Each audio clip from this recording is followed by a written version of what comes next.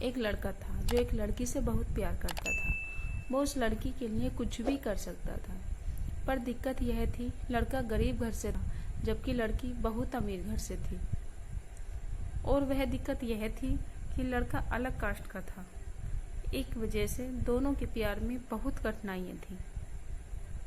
वह लड़का उस लड़की से अक्सर पूछता था, क्या तुम मुझसे शादी करोगी?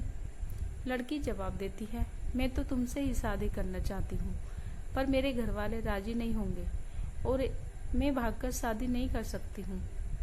ये समाज बहुत बुरा है, हमें जीने नहीं देगा।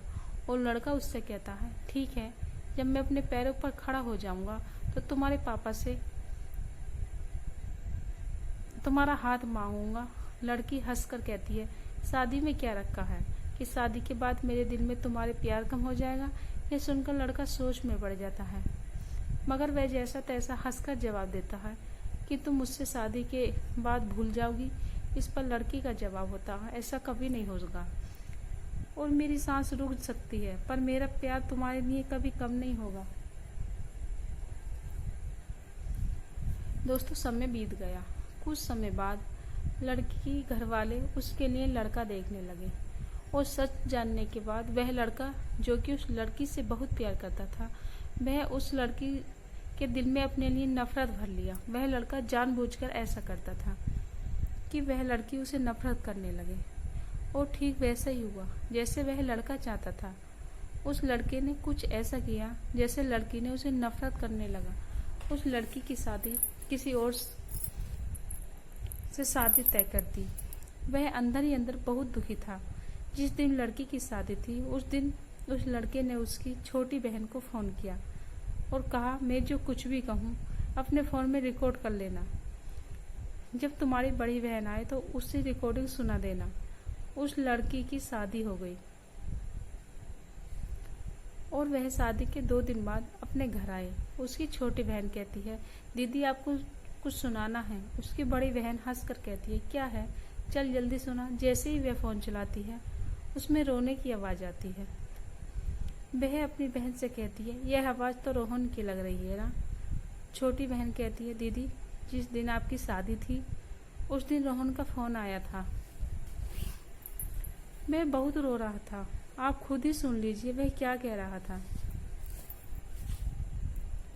फोन की रिकॉर्डिंग चलने पर रोहन रो रो कर कह रहा था, श्रुति मैं तुमसे बहुत प्यार करता हूँ और अपने जीते जी तुम्हारी शादी किसी और के साथ होते हुए नहीं देख सकता हूँ, क्योंकि मैं तुमसे बहुत प्यार किया है और मैं बस यही चाहता हूँ कि तुम अपनी ज़िंदगी में आगे बढ़ो और खुश रहो। मैं तुम्हें कभी नहीं भूल सकता मेरी जान। इतना कहकर फ़ोन कट जाता है।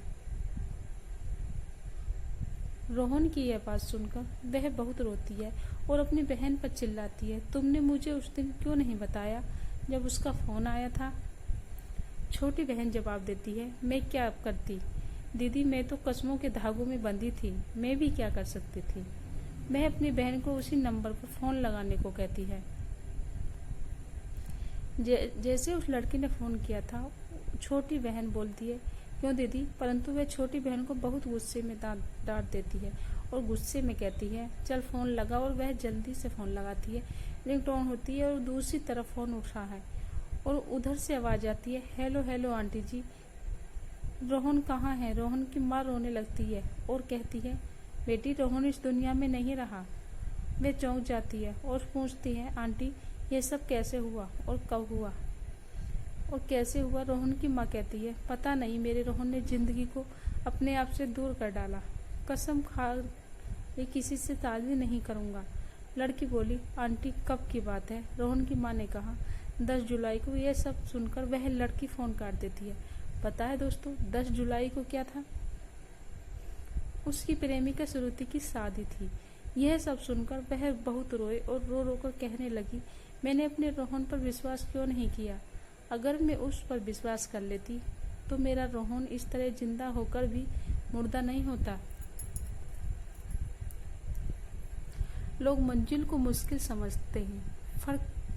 फर्क है लोगों में और हम में।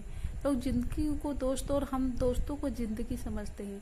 दोस्तों, विश्वास बहुत बड़ी चीज़ होती है। हमें अपनों पर विश्वास करना चाहिए ताकि जो रोहन के साथ हुआ वैसे किसी और के साथ ना हो।